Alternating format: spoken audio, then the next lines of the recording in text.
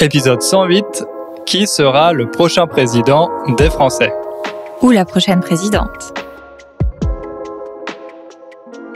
Salut à toutes et à tous, bienvenue. Aujourd'hui, comme vous l'avez entendu, je suis en compagnie d'Ingrid. Salut à tous. Pour vous parler des prochaines élections présidentielles, c'est le sujet d'actualité en ce moment en France. En plus, évidemment, de la guerre en Ukraine et de la fin ou non de la pandémie de Covid, dont on parle beaucoup. Alors, l'idée de cet épisode, c'est de vous présenter comment fonctionnent les élections présidentielles en France, de vous expliquer pourquoi ce sont les élections les plus importantes pour les Français. On va aussi vous parler des candidats qui se présentent cette année et un petit peu des mesures qu'ils proposent. Et pour finir, on vous parlera des électeurs, les personnes qui vont voter. D'ailleurs, Ingrid, est-ce que tu sais déjà pour qui tu vas voter? Oui, c'est bon, je sais. J'ai pris ma décision. Et toi? Ouais, je sais aussi. En tout cas, pour le premier tour et puis au second tour, bon, il n'y a pas trop de suspense, mais on verra. On verra. En tout cas, moi, je prends pas de décision en avance. J'ai pas de boule de cristal, donc on sait jamais. On sait jamais. Alors, le premier tour des élections présidentielles, ce sera le dimanche 10 avril et le deuxième tour le 24 avril, 2 semaines plus tard.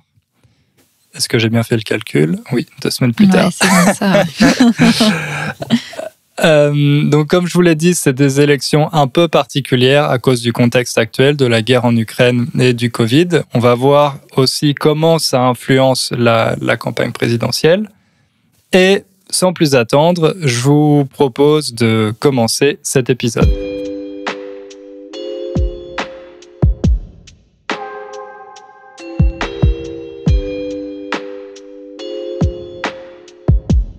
Alors, pour commencer, pourquoi ces élections, les élections présidentielles, sont celles qui sont les plus importantes et de loin pour les Français? En fait, c'est quelque chose qui est lié au régime, donc la Ve République en France. C'est un régime qui a fait suite à la Quatrième République, évidemment. Alors, pour vous situer un peu le contexte historique, la Quatrième République, elle a été créée après la Seconde Guerre mondiale pour reconstruire la France après le conflit. Et la particularité de la Quatrième République, c'était que c'était un régime parlementaire.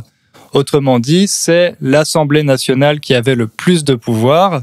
L'Assemblée nationale contrôlait les gouvernements. Et les ministres et le président étaient en grande partie dépendants de la bonne volonté de cette Assemblée. Le problème, c'est qu'à l'époque, il y avait beaucoup de partis politiques et c'était difficile d'avoir une majorité claire à l'Assemblée. Donc, c'était un régime qui était vraiment très instable. Il y avait beaucoup de divisions sur des questions importantes, comme par exemple la guerre froide, évidemment, on était en pleine guerre froide, mais aussi la question de l'Algérie, qui était à cette époque, qui appartenait à la France. Donc, il y avait beaucoup de divisions à l'Assemblée, des débats incessants, et il y avait cette instabilité, donc notamment le fait qu'en 12 ans d'existence, le gouvernement a changé 24 fois. Donc, ça fait une moyenne d'un nouveau gouvernement tous les 6 mois. Donc voilà, vous avez un peu une idée de cette instabilité. Alors, en 1958, les tensions à propos de l'Algérie commencent à augmenter fortement. Et les Français et certains membres du Parlement et du gouvernement font appel au général de Gaulle, le héros de la Seconde Guerre mondiale, en se disant qu'il va pouvoir sauver la France une fois de plus pour régler cette question de l'Algérie. Alors, il est, on pourrait dire, appelé à la rescousse. Appeler quelqu'un à la rescousse, ça veut dire au secours de quelqu'un. Quand vous avez besoin d'aide, vous pouvez appeler Superman ou Charles de Gaulle à la rescousse. C'est presque la même chose. C'est presque la même chose. C'est notre Superman français. C'est notre Superman français. D'ailleurs, maintenant, beaucoup de politiciens, la plupart des politiciens français se réclament de Gaulle. Tout le monde est gaulliste en France, mais ça n'a pas toujours été le cas. Mais voilà, c'est vrai que depuis une trentaine d'années, De Gaulle est vraiment très à la mode en France. C'est à la mode d'être gaulliste. Alors, De Gaulle arrive à la rescousse et il obtient l'autorisation de rédiger une nouvelle constitution qu'il fait voter aux Français. Donc, il la soumet aux Français par un référendum. Les Français acceptent à 82% et c'est la création de la Ve République, dont Charles de Gaulle est élu président juste après. Oui, d'ailleurs, tu viens de dire que De Gaulle donc, organisait un référendum. Je ne sais pas si tout le monde sait ce que c'est, mais on va peut-être expliquer. Un référendum, c'est quand le président de la République pose une question aux Français, à sa population, ça peut être le cas dans un autre pays, et que la population est appelée à voter soit oui, soit non. Donc voilà, c'est simplement une question par oui ou par non. Et souvent, c'est une manière aussi pour le président de la République d'assurer un peu sa légitimité, de montrer que les Français sont d'accord avec lui. Voilà, c'est un des pouvoirs notamment détenus par le président de la République en France. Donc, et c'est vrai que c'est quelque chose que De Gaulle va faire beaucoup par la suite. Comme tu l'as expliqué, il a une pratique du pouvoir qui est pas très parlementaire, c'est-à-dire qu'il ne donne pas un rôle important aux députés et aux sénateurs. Quand il prend des décisions pour le pays, il le fait souvent un peu tout seul, parce qu'il se considère comme représentant de la population et il estime qu'il peut décider au nom de tous les Français. Le problème, c'est que au début de la Ve République, le président n'était pas élu directement par le peuple. Il était élu par un collège de grands électeurs. Ça s'appelle le suffrage universel indirect. Alors, les parlementaires, donc les parlementaires, c'est les députés et les sénateurs, ils estimaient que De Gaulle n'avait pas assez de légitimité pour se revendiquer représentant du peuple.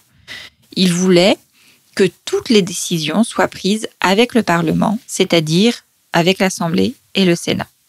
Alors, pour contourner ce problème, Charles de Gaulle a eu 2 bonnes idées. La première bonne idée, donc, c'est de multiplier les référendums. Il en a fait notamment pour terminer la guerre d'Algérie, pour accorder l'indépendance au pays, et aussi pour changer la Constitution une nouvelle fois en 1962. Alors, là, j'en viens à la deuxième chose, la deuxième idée que De Gaulle a eue pour assurer sa légitimité, c'est qu'il a changé la Constitution pour changer le mode d'élection du président de la République. Après 1962, le président de la République est élu par suffrage universel direct. Ça veut dire que chaque Français vote directement pour celui qu'il veut comme président. Les Français ont en majorité répondu qu'ils voulaient ce nouveau système. Et c'est comme ça que De Gaulle a pu s'assurer d'être le vrai représentant des Français. Donc, depuis cette date, le président est élu directement par la population lors d'un vote qui se passe en 2 tours. On vote d'abord pour celui qu'on préfère parmi une ribambelle de candidats. Un ribambelle, ça veut dire beaucoup. Et ensuite, il y a un deuxième tour où les 2 qui ont obtenu le meilleur score s'affrontent. Et finalement, celui qui devient président, celui ou celle, c'est pas encore arrivé, mais on ne sait jamais, c'est la personne qui a obtenu le meilleur score au 2e tour. Cette personne est élue pour 5 ans. Enfin, avant, c'était 7 ans. Mais depuis 2000, il y a eu une réforme, par référendum encore, et maintenant, on est passé d'un septennat à un quinquennat. Et tu sais pourquoi on est passé à un quinquennat, justement ? Oui, du coup, c'est pour éviter la cohabitation. Tu vas me dire, et c'est quoi une cohabitation ? Non, moi, je sais ce que c'est, mais les auditeurs, peut-être pas. Il faut qu'on explique. Bon, d'accord. Alors, concrètement, donc, le président a le pouvoir exécutif. Ça veut dire qu'il peut prendre une décision pour la vie du pays en publiant des décrets ou des arrêtés. Il a aussi le pouvoir de nommer le Premier ministre et les ministres. D'un autre côté, l'Assemblée nationale, elle, a le pouvoir législatif. Elle est chargée de voter les lois. Les lois, elles peuvent être proposées par des députés ou par le gouvernement, mais dans tous les cas, à la fin, c'est l'Assemblée, donc les députés, qui votent pour les approuver ou non. Pour respecter la démocratie, le président nomme toujours un Premier ministre et des membres du gouvernement qui sont du même parti que la majorité à l'Assemblée.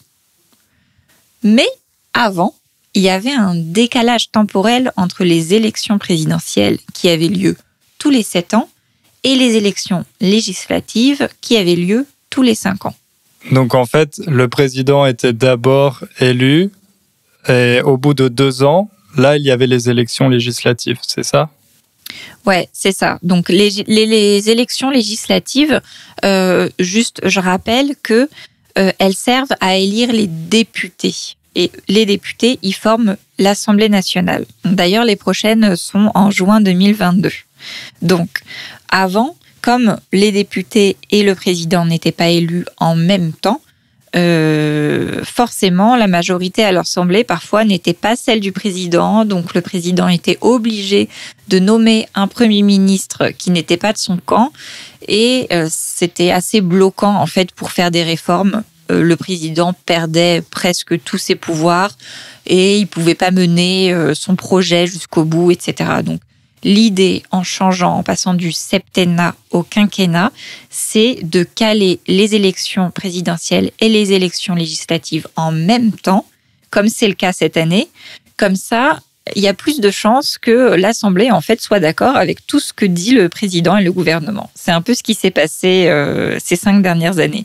C'est mieux pour le président, mais d'un côté, ça empêche parfois d'avoir un vrai débat démocratique. Voilà.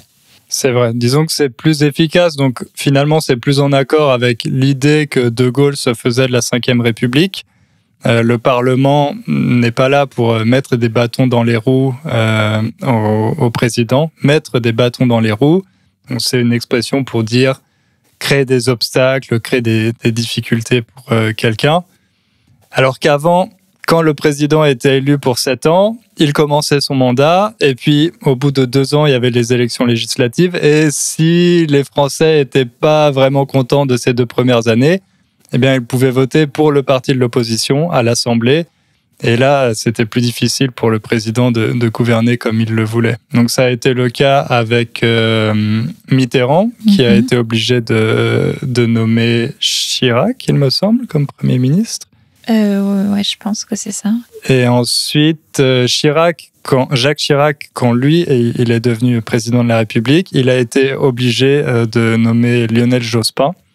Et cette expérience de la cohabitation, je pense que ça l'a marqué parce que c'est lui qui a été à l'origine ensuite du changement du septennat au quinquennat en 2000. Oui, c'est ça. Jacques Chirac a fait un premier mandat de 7 ans et après, il y a eu le changement. Il a fait un deuxième mandat de 5 ans. Et effectivement, il avait dû être un peu traumatisé, sachant que donc Chirac qui était du parti de droite et Lionel Jospin, c'était le parti socialiste. Et ils ont été obligés de cohabiter, donc de vivre ensemble. Et c'était difficile. Ça s'est pas très bien passé. Exact. Alors maintenant, on va passer à la campagne actuelle, l'élection présidentielle de 2022. D'ailleurs, je précise qu'on utilise soit le singulier, soit le pluriel. Parfois, on dit l'élection présidentielle au singulier, parfois les élections présidentielles. On le fait indifféremment. Alors, on va parler des candidats, peut-être. Et d'abord, je vais vous dire comment on peut se présenter à l'élection. Ingrid, est-ce que toi, tu penses que tu peux te présenter comme pour l'élection présidentielle ? Écoute, Hugo, si tu veux, tu te présentes et puis je peux être ta première ministre, si tu veux. Ok, donc c'est moi qui vais prendre les risques. Et puis... Donc, explique-nous comment tu dois faire pour te présenter. Alors, d'abord, il y a des conditions à remplir, notamment avoir la nationalité française. Donc ça, c'est bon. Être majeur. La majorité en France, c'est à 18 ans. C'est bon, j'ai 32 ans. Je vais sur mes 33. Il faut être électeur. Ça veut dire qu'il faut être en capacité de voter, ce qui est mon cas. Ingrid, tu nous expliqueras un peu plus tard comment on peut être électeur en France, quelles sont les conditions à remplir. Ça marche. Un autre critère, c'est de ne pas être privé de ses droits d'éligibilité par une décision de justice. Si vous avez commis un crime, la justice peut décider que vous êtes inéligible, donc vous n'avez pas le droit de vous présenter à une élection. Là non donc plus. C'est bon. C'est pas le cas. C'est pas le cas. En France, bien. non. En Pologne, je sais pas, mais en France, c'est bon. Et la dernière condition, qui est une particularité française, je sais qu'on a reçu d'ailleurs quelques questions à ce sujet, c'est d'obtenir 500 parrainages.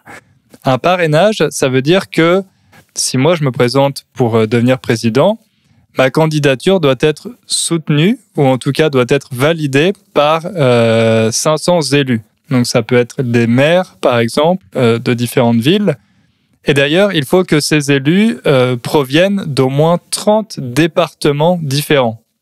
Ça veut dire que même si moi je suis très populaire dans la région centre et que j'arrive à obtenir 500 signatures d'élus qui sont seulement dans la région centre, eh ben ça sera pas bon. Il faut qu'ils soient répartis dans différents départements.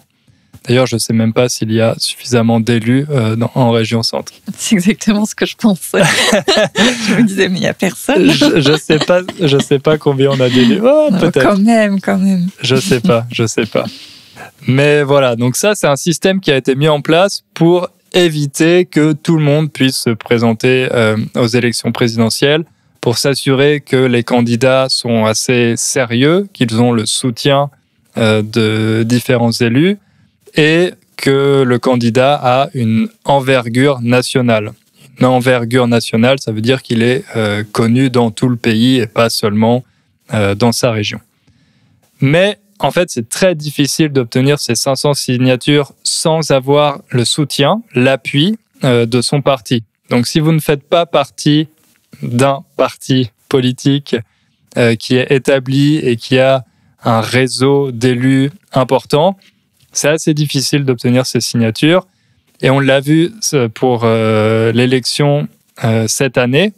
Il y a des candidats qui étaient très bien placés dans les sondages, comme Marine Le Pen ou Jean-Luc Mélenchon, qui ont eu du mal à obtenir leurs 500 signatures, contrairement à d'autres candidats qui étaient moins bien classés, mais qui appartenaient à des grands partis, comme Anne Hidalgo, par exemple, la candidate du Parti socialiste, qui, eux, ont obtenu très facilement leurs 500 parrainages. D'autant plus que maintenant, les parrainages sont publics. Donc, il y a beaucoup d'élus qui hésitent à parrainer, parce qu'ils peuvent parrainer plusieurs personnes, même qui ne sont pas de leur parti, mais ils ne le font pas souvent parce que ça peut être un peu compliqué pour eux, vu que tout le monde va le savoir. C'est ça le problème, parce qu'en plus, quand un élu parraine un candidat, ça ne veut pas nécessairement dire qu'il soutient ce candidat, mais qu'il considère que c'est un candidat sérieux qui doit avoir le droit de se présenter aux élections présidentielles. Mais comme les parrainages sont publics, on peut reprocher à cet élu d'avoir parrainé tel ou tel candidat. Donc c'est ça qui est un peu compliqué, et il y a beaucoup de personnes qui demandent à ce que les parrainages soient anonymes pour que les élus puissent décider de parrainer n'importe quel candidat simplement par souci démocratique, en fait, pour respecter la démocratie, même si c'est pas un candidat dont ils apprécient le programme ou les idées politiques. Il y a 2 autres conditions à remplir qui sont assez intéressantes. La première, c'est que chaque candidat, donc les candidats qui ont obtenu leurs 500 signatures et qui peuvent se présenter, doivent envoyer une déclaration de patrimoine. Le patrimoine, c'est l'ensemble des choses que vous possédez, aussi bien votre maison, votre appartement, votre voiture, l'argent que vous avez sur votre compte en banque, etc.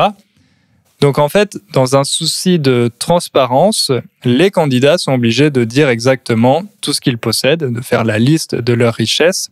Et cette liste est publiée par la Haute Autorité de Transparence de la Vie Publique. Ouais, d'ailleurs, c'est assez drôle. C'est toujours un sujet de discussion quand ils publient leur déclaration. On va voir un petit peu. Là, cette année, c'était un petit peu, je crois, on a beaucoup parlé de celle d'Emmanuel Macron, notamment parce qu'il a un nombre étonnant de comptes en banque. Il y en a plein, même avec des petites sommes. Et par contre, il n'a pas, par rapport à sa carrière, il n'a pas tant d'argent que ça, mais en fait, c'est parce qu'il a donné beaucoup d'argent à sa femme, Brigitte Macron, pour refaire complètement sa maison, je crois. Donc, finalement, lui, il n'a pas grand-chose, mais en fait, c'est parce que c'est elle qui a tout dans la maison. C'est ça. D'ailleurs, lui, il n'est pas propriétaire, il ne possède pas de maison ni d'appartement. Et c'est vrai que quand on regarde sa déclaration de patrimoine, il semble pas très riche. Et il y a d'autres candidats qui possèdent un appartement à Paris, par exemple Jean-Luc Mélenchon, qui du coup ont un patrimoine beaucoup plus élevé, alors que Jean-Luc Mélenchon, avant, était prof de philosophie, il a été journaliste, donc c'est pas quelqu'un qui a travaillé en banque d'affaires chez Rothschild comme Macron, mais sur sa déclaration de patrimoine, il a beaucoup plus d'argent que Macron. Donc, si ça vous intéresse, vous pouvez aller voir la déclaration de patrimoine d'Emmanuel Macron et tous les comptes en banque qu'il a ouverts dans différentes banques. Pas banquier pour rien. Pas banquier pour rien. Alors, il y a pardon. J'allais te demander, c'est quoi la seconde obligation du coup ? La seconde obligation, c'est une autre déclaration, cette fois une déclaration d'intérêt et d'activité. Autrement dit, les candidats doivent dire s'ils ont eu des activités rémunérées, des activités payées au cours des 5 dernières années pour telle ou telle entreprise, par exemple. Ou alors, s'ils ont fait des missions de conseil, s'ils sont présents à la direction d'une entreprise, publique ou privée, ou s'ils sont membres du conseil d'administration. En fait, cette déclaration, c'est pour être sûr qu'il n'y a pas de conflit d'intérêts, qu'un candidat ne prend pas certaines décisions ou a certaines mesures seulement pour servir les intérêts d'une grande entreprise ou quelque chose comme ça. Donc ça, c'est une obligation qui existe depuis 2017 pour améliorer la transparence de la vie publique, parce qu'il y a eu quelques scandales ces dernières années, notamment aux dernières élections présidentielles avec le candidat de droite François Fillon, qui, comment dire ça Comment résumer ça ? On va pas parler de l'affaire Fillon, mais disons que les Français ont vraiment une image assez négative des politiciens et ils ont un peu perdu de leur confiance. Donc, ces mesures, cette déclaration de patrimoine et de déclaration d'intérêt ont pour objectif de rétablir la confiance entre les Français et les hommes et les femmes politiques. Bon, après, c'est pas forcément... Il y a toujours des surprises, donc on s'attend quand même à avoir des nouvelles qui sortent avec tel candidat qui est lié à telle personne d'une entreprise ou quoi. Mais bon, au moins, on essaye de mettre un peu plus d'honnêteté et de transparence dans tout ça. Mais comme ils sont quand même beaucoup, on peut pas tout voir et il y a forcément des choses qui échappent. Puisque cette année, ils sont quand même 12 candidats. Donc peut-être qu'on peut un petit peu... Bon, on va peut-être pas pouvoir vous donner tous les noms parce que de toute façon, j'imagine que ça va être trop compliqué à retenir, etc. Mais on peut vous faire une espèce de petit paysage, quoi. On peut schématiser. Donc déjà, je tiens à commencer par ça. Bonne nouvelle, on va dire assez bonne nouvelle. Il y a 4 femmes pour 8 hommes. Donc la dernière fois, il y avait 2 femmes et il me semble que l'élection encore précédente, il y en avait 3. Donc 4, à mon avis, j'ai pas vérifié, mais à mon avis, ça doit être le meilleur score jusqu'ici de toute l'histoire des présidentielles en France. En fait. Je pense aussi. Donc petit à petit, on y arrive. Et puis, en termes de répartition politique, on peut dire qu'on a 3 candidats de droite économie libérale, 3 candidats de droite, même d'extrême droite nationaliste. Bon, ils acceptent pas forcément ce terme, mais schématiquement, c'est ça. Et puis après, on a 6 personnes de gauche, certains qu'on peut mettre plus ou moins modérés, mais globalement, honnêtement, à gauche, on a 6 candidats qui ont des programmes très, très similaires, avec des valeurs à peu près équivalentes.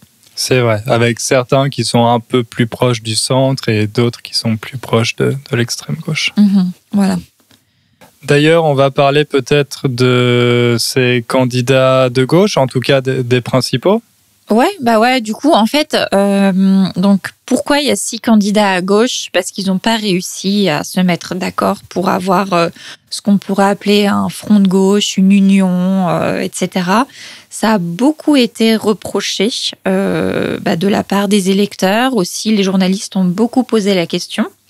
Mais en fait, il y en a un qui est un peu devant les autres dans tous les sondages, c'est Jean-Luc Mélenchon. Donc Jean-Luc Mélenchon, c'est déjà la 3e fois qu'il se présente et lors des dernières élections, il a fait un bon score. Il était 4e et donc cette année, dans tous les sondages, il est devant les autres qui sont les candidats des écologistes, du Parti socialiste, etc., etc. Alors pour vous resituer, Jean-Luc Mélenchon, c'est le candidat d'un parti qu'il a créé qui s'appelle la France Insoumise. Et avant ça, il était au Parti Socialiste. Donc voilà, il reste quand même assez proche au niveau des idées de Anne Hidalgo du Parti Socialiste et puis même de ceux qui sont un peu plus de l'autre côté, les communistes. D'ailleurs, il était en candidature commune avec le candidat du Parti communiste la dernière fois, mais cette fois-ci, le candidat du Parti communiste n'a pas voulu. Donc voilà, c'est pour ça qu'on a autant de candidatures. Mais globalement, leurs idées, c'est l'inverse d'Emmanuel Macron, dont tu vas peut-être parler après, mais c'est permettre aux Français de travailler moins, répartir plus les richesses. Donc, ils veulent tous les candidats de gauche, augmenter le SMIC, renforcer les services publics. Qu'est-ce que c'est le SMIC ? C'est le salaire minimum. Donc, le salaire minimum qui doit être à 1 200 € net en ce moment. Et donc, je crois que Mélenchon veut l'augmenter à 1 400. Et les autres, ça va être des chiffres différents, mais tous veulent que les personnes qui sont payées avec le minimum soient payées mieux. Tous veulent faire payer plus d'impôts aux plus riches et moins d'impôts aux plus pauvres. Et tous ont l'écologie qui tient une place centrale dans le programme. Et c'est vrai que, parce que on parlait un peu du Parti socialiste, ce qui se dit en France, c'est que depuis une vingtaine d'années, le Parti socialiste s'est quand même pas mal rapproché du centre. Donc c'est pour ça aussi que Jean-Luc Mélenchon s'est distancié du Parti socialiste, parce que lui, il est quand même plus à gauche que le Parti socialiste. C'est pour ça que c'est un peu difficile de vous dire comme ça qui est de droite, qui est de gauche, parce que Mélenchon, beaucoup... certains le considèrent comme gauche radicale parce que du coup il est vraiment parti du Parti socialiste parce qu'il considérait que le Parti socialiste n'était plus assez à gauche. Mais parmi les militants de gauche, certains disent au contraire que c'est seulement un ancien du Parti socialiste qui fait la même politique qu'eux. Donc bon, c'est un peu compliqué à situer, mais c'est vrai que en tous les cas, beaucoup le critiquent à cause de certaines prises de parole, prises de position très extrêmes ou très fermes. Voilà. Donc c'est aussi pour ça que les partis de gauche ne sont pas tous entendus pour des espèces de questions de communication et de philosophie. Mais, et d'ego. De quoi ? D'ego. Ouais, et d'ego, ouais, c'est ça. Et ils ont quand même tous un ego assez surdimensionné. Donc ça aussi, ça complique les choses. C'est sûr, c'est sûr. Alors, maintenant, moi, je vais vous parler un peu de l'extrême droite. Cette année, on a 3 candidats d'extrême droite, dont 2 qui sont très bien classés.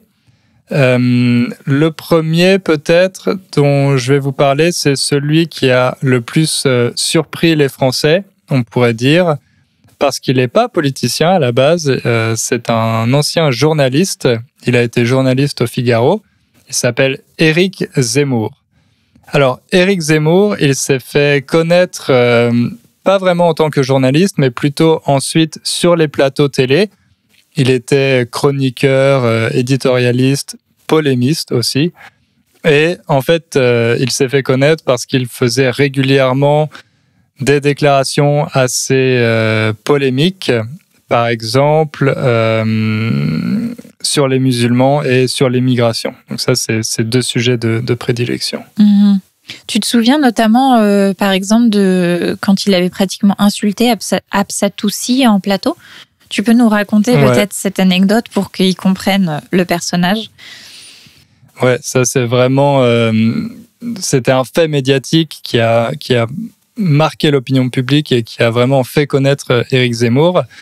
Il faisait la promotion d'un de ses livres, parce qu'il est écrivain aussi, sur un plateau télé, et il était en train d'expliquer que les Français devraient choisir les prénoms de leurs enfants dans le calendrier chrétien. C'est cool. Ça veut dire que les parents ne devraient pas appeler leur enfant Kevin ou Mohamed. Il faudrait seulement utiliser des prénoms comme Pierre, Mathieu, etc. Et une chroniqueuse, donc une dame qui était présente sur le plateau pour poser des questions à Éric Zemmour, lui a dit que son prénom c'était Absatou, et elle lui a demandé si c'était un problème. Et Éric Zemmour lui a répondu que oui, sa mère avait eu tort de l'appeler Absatou. Donc avoir tort, c'est le contraire d'avoir raison. Et il a dit que son prénom était une insulte à la France. Donc voilà, ça vous situe un peu le personnage. Ah oui, et ensuite il lui a dit que sa mère aurait dû l'appeler Corinne. Et d'ailleurs, j'ai vu que depuis cet incident, elle a eu beaucoup de problèmes avec des militants d'extrême droite qui ont trouvé où elle habite et qui lui envoient des menaces de mort régulièrement, etc. C'est vraiment pas une histoire amusante. Et voilà, ça vous donne un peu une image d'Éric Zemmour. Et puis plus récemment, il y a une autre affaire quand il a déclaré que le maréchal Pétain, c'était le président français sous l'occupation nazie. Donc quand les nazis occupaient la France, le président en France, c'était le maréchal Pétain. Éric Zemmour a déclaré que le maréchal Pétain avait sauvé des juifs français en envoyant à la place des juifs étrangers dans les camps de concentration. Donc ça aussi, c'est une déclaration qui non seulement est historiquement complètement fausse, mais qui vous montre un peu qui est ce personnage. Mais en fait, Éric Zemmour est tellement présent sur les plateaux télé, parce qu'à chaque fois, ces polémiques, ça permet de faire de l'audience, de faire de l'audimat. Il est tellement présent qu'on peut dire qu'il est omniprésent. Et il a commencé à être apprécié par une partie des Français, ce qui fait qu'il a décidé de se présenter à l'élection présidentielle. Pour ça, il a créé son propre parti politique qui s'appelle Reconquête, en référence à la Reconquista espagnole qui a eu lieu au Moyen-Âge, quand des souverains chrétiens ont chassé les musulmans d'Espagne. Donc voilà, ça c'est Éric Zemmour. Il a été un moment deuxième dans les sondages en novembre 2021, mais là, depuis quelques mois, il est en perte de vitesse et aujourd'hui, il est plutôt en 5e position. En fait, moi, je pense que c'était un peu un phénomène médiatique. Faut savoir que, donc, comme tu l'as dit, Zemmour, il était avant beaucoup sur les plateaux télé, mais ça fait bien une vingtaine d'années, en fait. Donc, il était déjà problématique, on va dire. Il disait des choses qui étaient de l'ordre du racisme. Il a été condamné plusieurs fois, d'ailleurs, pour injure raciale ou des choses comme ça. Mais j'ai eu l'impression que ça allait de pire en pire, en fait. Et comme ça a été progressif et qu'il a eu une place de plus importante à la télé, il s'est senti un peu pousser des ailes. Se sentir pousser des ailes, ça veut dire qu'on a confiance. Tout d'un coup, on a l'impression qu'on peut réussir quelque chose. Et donc, il a décidé de se présenter. Et il y a eu une bulle autour de lui à un moment. C'était un peu le phénomène « Oh, Éric Zemmour se présente ». Et puis finalement, ça a commencé à descendre.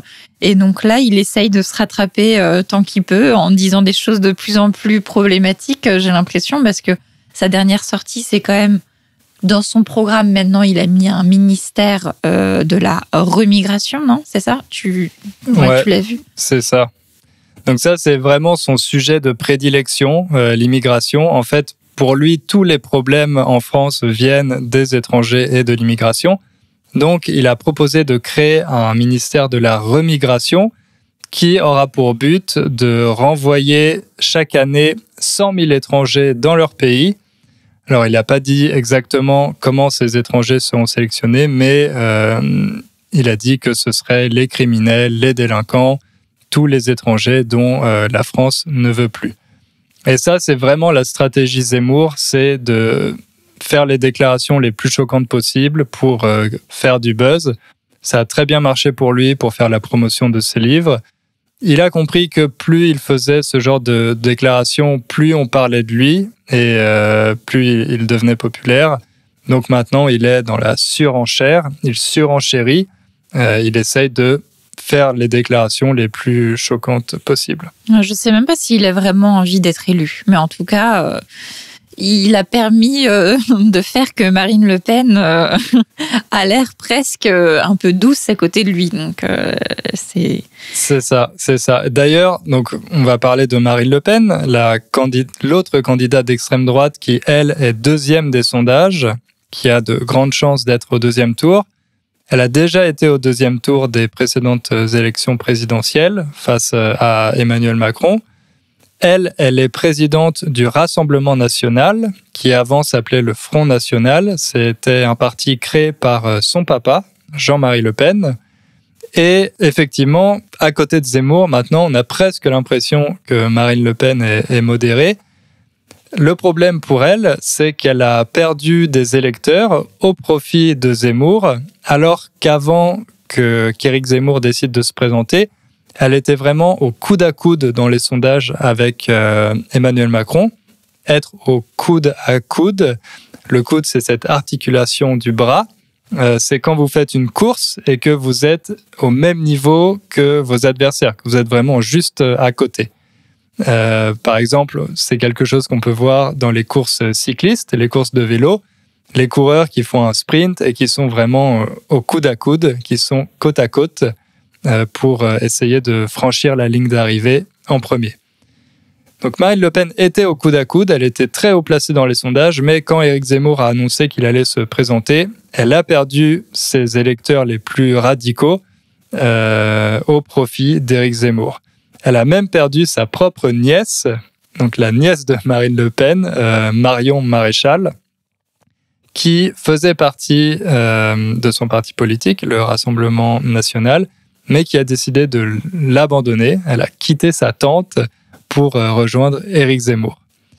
Donc, effectivement, d'un côté, maintenant, Marine Le Pen semble plus modérée et disons elle peut plus facilement avoir une image de présidente. Elle a une image qui a été dédiabolisée.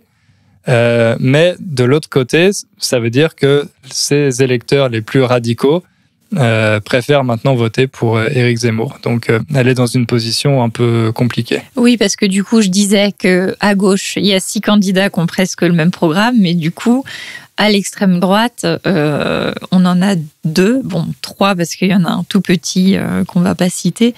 Mais voilà. Et du coup, en fait, il y a le même phénomène, je pense, du côté de la droite la droite, on va dire, qui est plutôt libérale économiquement, qui est représentée donc d'abord par Valérie Pécresse. Donc peut-être que là, on peut passer à une autre partie pour vous parler globalement de cette droite-là. Donc d'abord, on a Valérie Pécresse qui est donc du parti Les Républicains. Les Républicains, c'est le parti historique de droite en France. Il a eu d'autres noms avant, mais c'est le même parti que celui de l'ex-président Jacques Chirac, de Nicolas Sarkozy après lui.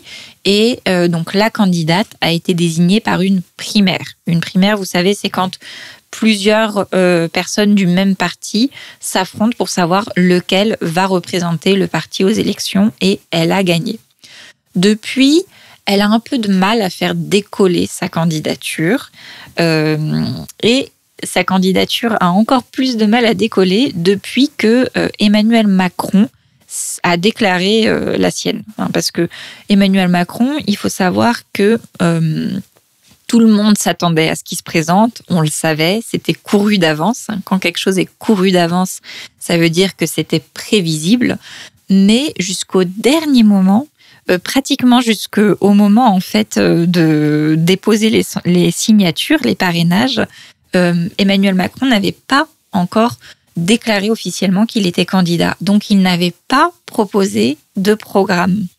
Et il l'a fait finalement début mars. Donc là, il y a vraiment pas longtemps. Et on a pu constater que le programme d'Emmanuel Macron est très très similaire au programme de Valérie Pécresse. C'est pas moi qui le dis, c'est Valérie Pécresse elle-même. Je la cite, elle a dit « Aujourd'hui, sa campagne, c'est débauchage et pâle copie de mon projet sur la réforme des retraites, le nucléaire, le RSA. » Donc là, elle donne des exemples de mesures que propose Emmanuel Macron et qui est aussi proposée par la droite plus traditionnelle, historique. En gros, ces deux partis, ces deux mouvements proposent de faire travailler plus les Français. Ils sont très attachés à la valeur travail, au fait qu'il faut mériter son salaire, qu'il faut bien travailler dans la vie. Et donc, ils proposent des choses comme allonger l'âge de la retraite. Ça veut dire qu'on partirait à la retraite plus tard, comme aussi ne pas laisser aussi facilement ceux qui ne travaillent pas avoir des allocations pour les aider, leur demander de faire des petits travaux, de participer de façon obligatoire à certaines activités. Ils veulent aussi renforcer la formation professionnelle pour les jeunes dès le collège. Voilà. Et puis au niveau des impôts, ils veulent faire baisser les impôts pour tout le monde et baisser les charges des entreprises pour que les entreprises ne payent pas autant d'impôts.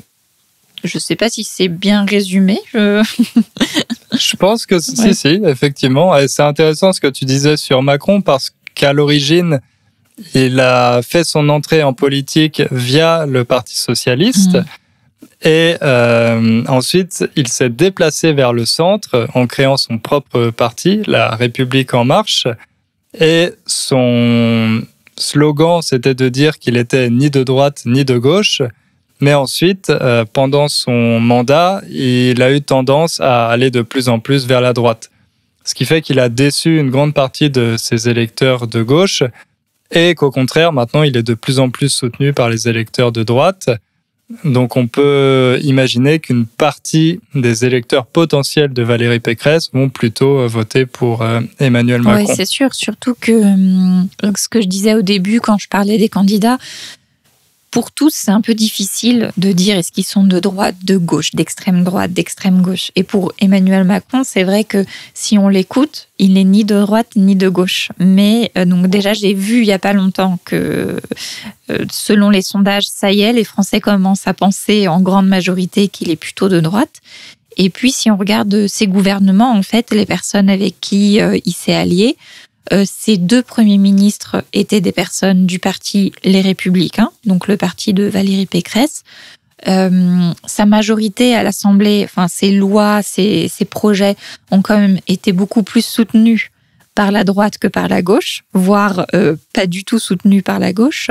Et même les ministres importants comme par exemple celui de l'Intérieur, celui de l'Économie, ce sont des personnes qui viennent du parti de Valérie Pécresse. Donc il y a clairement la concurrence pour les électeurs de droite entre Emmanuel Macron et Valérie Pécresse. Ouais, ce qui est intéressant depuis une vingtaine d'années, c'est que la scène politique a complètement explosé en France. Avant, c'était comme dans beaucoup de pays, il y avait le candidat de gauche du Parti socialiste et le candidat de droite du Parti des Républicains, qui était systématiquement au second tour, et il y avait vraiment cette opposition gauche-droite. Mais depuis 2002, ça a changé. parce qu'en 2002, pour la première fois, un candidat d'extrême droite est passé au second tour, Jean-Marie Le Pen, le père de Marine Le Pen. Et ça a été vraiment un électrochoc sur la scène politique française. Et un peu plus tard, Emmanuel Macron, qui a créé un parti centriste à la base pour dépasser cette opposition gauche-droite. Et aujourd'hui, voilà, donc on a en tête des sondages Emmanuel Macron avec son parti entre guillemets centriste, mais plutôt de droite. Ensuite, la candidate d'extrême droite, Marine Le Pen, en deuxième position. Un candidat d'extrême gauche, Jean-Luc Mélenchon, en troisième position, troisième ou quatrième selon les sondages.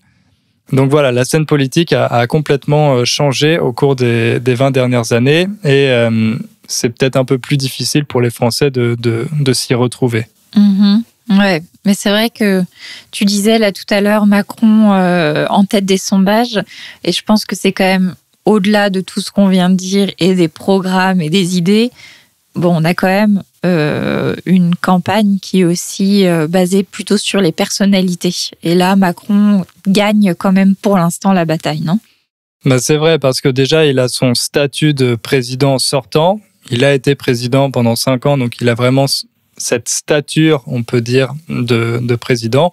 On sait qu'il est capable de faire le boulot parce que ça fait 5 ans qu'il le fait.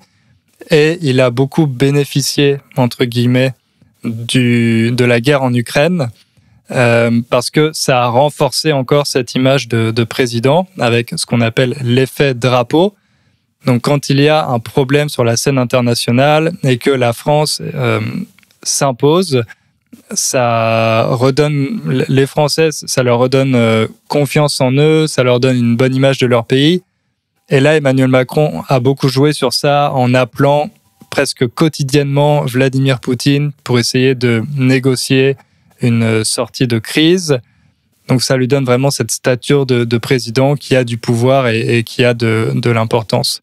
Et ça lui a permis de ne pas vraiment faire campagne. Il a organisé seulement un meeting, il me semble, et comme tu le disais, il a annoncé sa candidature au tout dernier moment en publiant une lettre dans la presse régionale. Donc on a un peu l'impression qu'il prend cette campagne de haut, qu'il dit voilà, moi je suis le président, donc j'ai pas besoin de débattre avec tous ces candidats, j'ai des choses plus importantes à faire comme résoudre cette guerre en Ukraine. Et ça lui donne une certaine stature. Ouais, là clairement Macron a une telle avance dans les sondages que ça donne un peu cette impression que le match est déjà plié. Un match qui est déjà plié, ça veut dire que on connaît déjà le résultat, c'est le résultat final, on l'a déjà à la première mi-temps, quoi. Et d'ailleurs, il y a beaucoup de personnes qui parlent déjà du deuxième tour en disant « Ah, je sais pas si je voterai Macron au deuxième tour face à Le Pen » ou je sais pas, comme si on était déjà tous persuadés que dans tous les cas, Emmanuel Macron va être au deuxième tour et il va probablement gagner. On est dans notre tête, c'est déjà parti pour 5 ans. Peu importe qu'on soit en fait pro ou anti-Macron, on a cette idée que c'est déjà fait. Ouais, mais par contre, le risque pour lui, c'est que si ces électeurs considèrent que le match est plié d'avance, eh ben, ils vont se dire qu'ils n'ont pas besoin d'aller voter parce que de toute façon, il va être élu. Donc, pourquoi se déplacer et pourquoi perdre son dimanche à aller voter ? Donc ça, c'est un risque pour Macron. Et s'il est élu, mais avec une faible majorité, ça va être aussi problématique pour sa légitimité. Donc là, depuis plusieurs semaines, il essaye vraiment de dire que l'élection n'est pas encore jouée, qu'il faut se mobiliser et que ses électeurs doivent aller voter. C'est un peu le message qu'il essaie de faire passer. Et s'il est élu, il fera son deuxième mandat, donc il entrera dans le club assez fermé des présidents de la Ve République qui ont fait 2 mandats, aux côtés de De Gaulle, Mitterrand et Jacques Chirac. Ça fait longtemps que c'est pas arrivé du coup, parce que les deux derniers présidents avant Emmanuel Macron n'ont pas été réélus. Ils ont fait qu'un seul mandat. Effectivement, c'était Nicolas Sarkozy et François Hollande. Mais globalement, les analystes politiques disent que cette campagne, c'est une campagne Tefal. Tefal, c'est cette...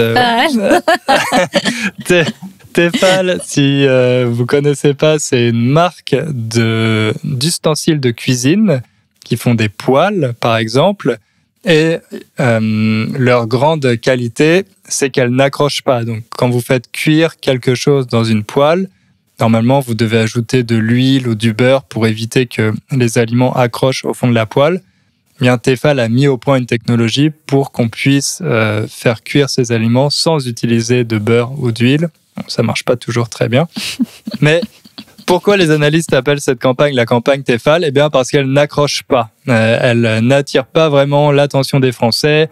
Les Français s'intéressent moins à cette élection présidentielle qu'aux précédentes. Et ça, c'est lié notamment au contexte international avec la guerre en Ukraine qui préoccupe beaucoup les Français. Et le Covid, même si on a tendance à penser qu'on est plutôt à la fin de la pandémie, le risque d'un nouveau variant est toujours présent, donc les Français continuent de s'inquiéter à propos de ça. Les Français d'ailleurs, parlons-en. Parce que pour l'instant, on a parlé de Gaulle, des candidats, mais qui vote alors ? Donc, je vais vous résumer globalement les conditions pour voter. Donc, pour voter, il faut avoir 18 ans, donc la majorité. Il faut être français, avoir la nationalité française. Il faut savoir que pour certaines élections, les élections locales, on peut voter quand on réside en France, même si on n'a pas la nationalité française. Mais pour cette élection et toutes les élections nationales en général, il faut donc être français. Le vote est un droit, c'est pas un devoir, donc on peut très bien choisir de ne pas y aller. Et on n'est pas obligé de résider en France pour voter. Hugo en est la preuve vivante. Hugo, toi, tu vas voter où ? Moi, je vote à Varsovie, à l'ambassade de France de Varsovie. Et toi, tu votes à Toulouse ? Ouais. Parce que oui, donc chaque Français est inscrit à un bureau de vote. Donc les bureaux de vote, ils dépendent de l'adresse de la personne. Donc moi, par exemple, quand j'ai déménagé à Toulouse, que j'ai eu une adresse, que je savais où j'allais être à ce moment-là, j'ai pu juste faire une déclaration sur Internet et on m'a inscrit au bureau de vote, qui est donc l'école juste à côté. En général, c'est des écoles. Et puis pour ceux qui habitent à l'étranger, c'est les ambassades ou les consulats, il me semble. Ça dépend des villes. C'est ça. Mais c'est même pas obligatoire. Je pourrais continuer de voter en France, par exemple, à l'adresse de mes parents. C'est moi qui ai fait la demande de changer de bureau de vote pour que ce soit plus pratique et que je sois pas obligé de rentrer en France à chaque élection. Oui, voilà, parce que pour les étrangers, du coup, il y a 2 solutions. Effectivement, on peut voter en France, et donc ça peut être soit dans la ville où on est né, soit dans la dernière ville où on a habité, il y a des conditions pour quand même avoir une certaine flexibilité. Je vous donne un exemple. Moi, ma petite sœur, elle travaille dans l'humanitaire et donc elle est pas souvent en France, mais elle peut pas s'inscrire sur les listes à l'étranger puisqu'elle change régulièrement. Donc elle est toujours inscrite chez mes parents. Et ce qu'elle fait, et donc là je vais vous parler de ce qu'on appelle la procuration. Je vous donne le cas de ma sœur, mais en fait tout le monde peut le faire et il y a beaucoup de jeunes étudiants qui le font par exemple. Quand on ne peut pas aller dans son bureau de vote, soit parce que on n'habite pas vraiment dans cette ville, soit parce qu'on est en vacances, soit n'importe quelle raison, on peut, c'est pas obligatoire, faire une procuration en déclarant qu'on sera absent et qu'on confie notre vote à une autre personne. Il faut donc faire une déclaration et il faut la faire valider au commissariat de police. Ou pareil, si on est à l'étranger, au consulat, voilà. Mais en tout cas, c'est une démarche qui est assez simple, mais qui est quand même très encadrée. Et ensuite, la personne donc, qui vit dans la même ville que nous doit se rendre dans le bureau de vote de celui pour qui elle vote et voter, tout simplement, au nom de... donc souvent, c'est les parents qui votent pour les enfants. les amis. Moi, ça m'était déjà arrivé à Paris de demander à une amie d'aller voter pour moi. Et voilà. Donc ça, c'est des solutions qui existent pour que tout le monde puisse voter. Donc il faut être inscrit sur les listes électorales. Et pour être inscrit sur les listes électorales, ça se fait automatiquement à 18 ans. Et quand on veut changer, parce que par exemple on a déménagé, il faut le faire, c'est assez rapide. Alors par contre, on a un phénomène, je pense que c'est assez intéressant de le mentionner, qui est la malinscription.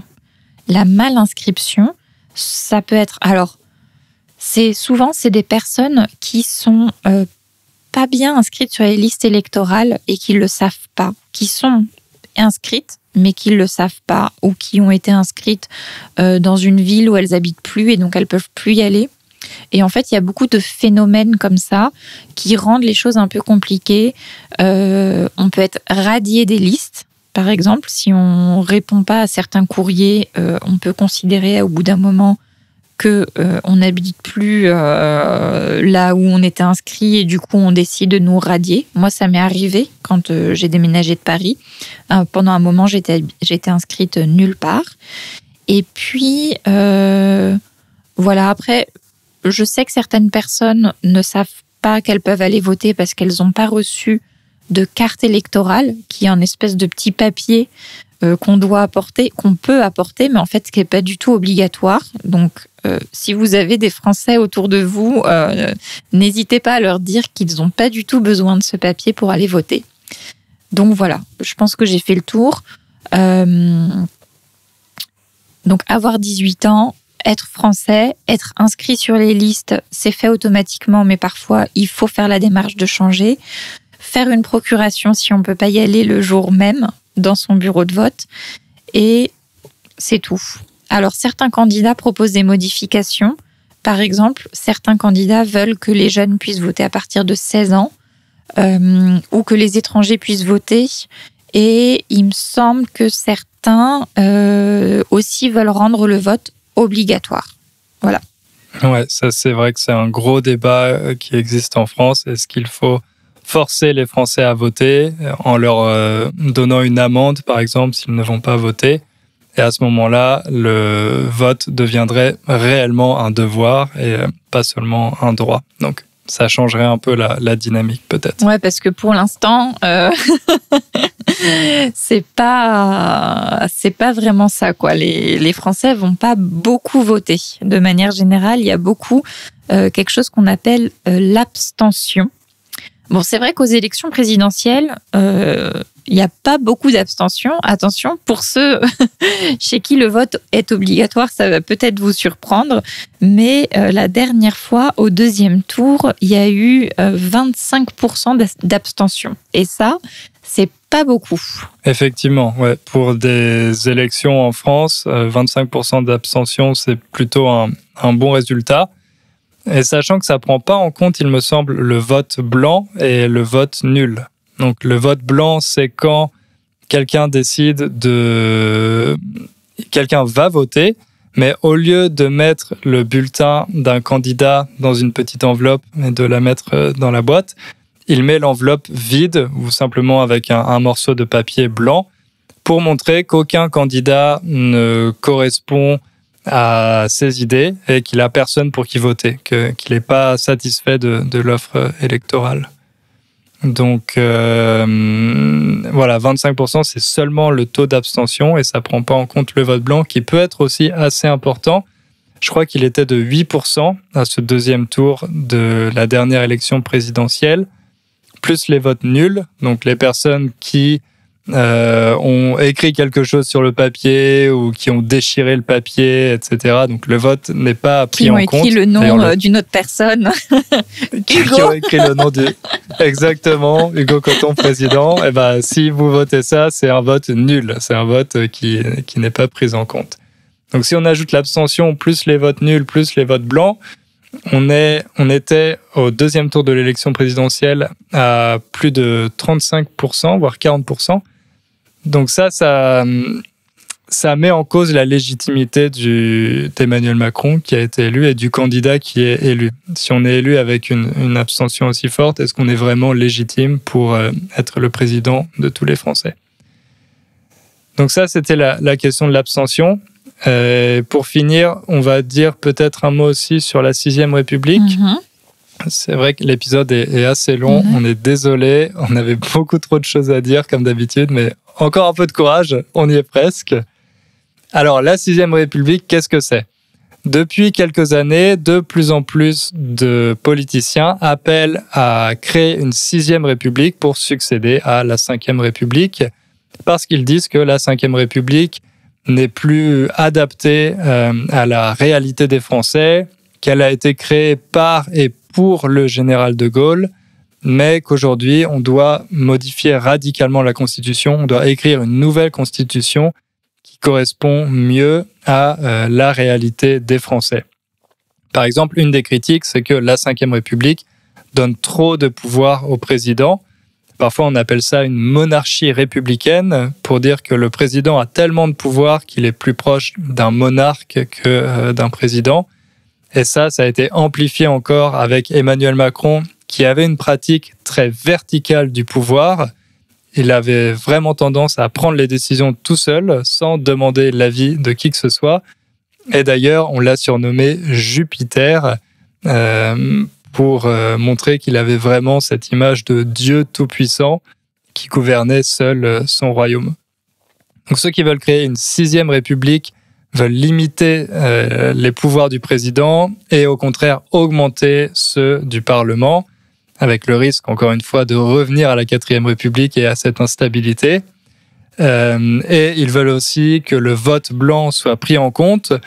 Donc, si plus de 50% des Français votent blanc à une élection, il faudrait annuler cette élection, ce qui n'est pas le cas aujourd'hui. Aujourd'hui, si aux prochaines élections présidentielles, plus de la moitié des Français décident de voter blanc, l'élection sera quand même valide et le candidat qui aura gagné deviendra président. Et il y a d'autres mesures comme la possibilité de révoquer les élus. Ça veut dire qu'on ne serait pas obligé d'attendre la fin du mandat d'un élu pour élire quelqu'un d'autre. On pourrait décider pendant son mandat de le révoquer, de le renvoyer, de lui dire « tu as mal fait ton travail, donc c'est fini, tu ne peux plus être notre élu ». Et une dernière mesure importante, c'est qu'ils veulent davantage de démocratie participative, impliquer plus les citoyens dans la prise de décision, pas seulement aux élections, mais vraiment au quotidien. Que les Français puissent donner leur avis régulièrement sur les mesures et les décisions politiques qui sont prises. Et au-delà des candidats à l'élection présidentielle en France et du cas français, il y a beaucoup de réflexions en ce moment qui sont faites sur comment apporter plus de démocratie avec des modes de vote qui sont différents, par exemple en donnant des notes aux candidats ou en faisant un classement, etc. Donc voilà, c'est un sujet qui peut être élargi à bien au-delà de la France et bien au-delà de ces élections. Comment avoir plus de démocratie en général dans toutes nos sociétés. Effectivement. Je pense qu'on va conclure sur ces belles paroles. Bravo à toutes celles et ceux qui ont écouté l'épisode jusqu'au bout. Je pense qu'on a parlé assez vite, surtout moi. Surtout moi. Au début, j'ai fait attention et après, je me suis un peu laissé emporter. On essaye vraiment de se rapprocher le plus possible d'une conversation naturelle. Dites-nous encore une fois dans les commentaires si c'est trop difficile, si on va trop vite, ou au contraire, si vous aimez bien ce format un peu plus informel. On essaye, comme vous le savez, d'ajuster au maximum pour pouvoir vous aider, tout simplement. Et est-ce qu'on choisit un mot à leur donner dans les commentaires pour nous montrer qu'ils ont bien écouté l'épisode jusqu'au bout? Ouais, vas-y. Qu'est-ce qu'on pourrait choisir? Koala? Très bien. Koala, ce sera. On attend vos commentaires. Voilà, donc à chaque fois, c'est un animal différent. Donc cette fois, ce sera le koala. Merci à toutes et à tous. Merci. Et à bientôt. Ciao.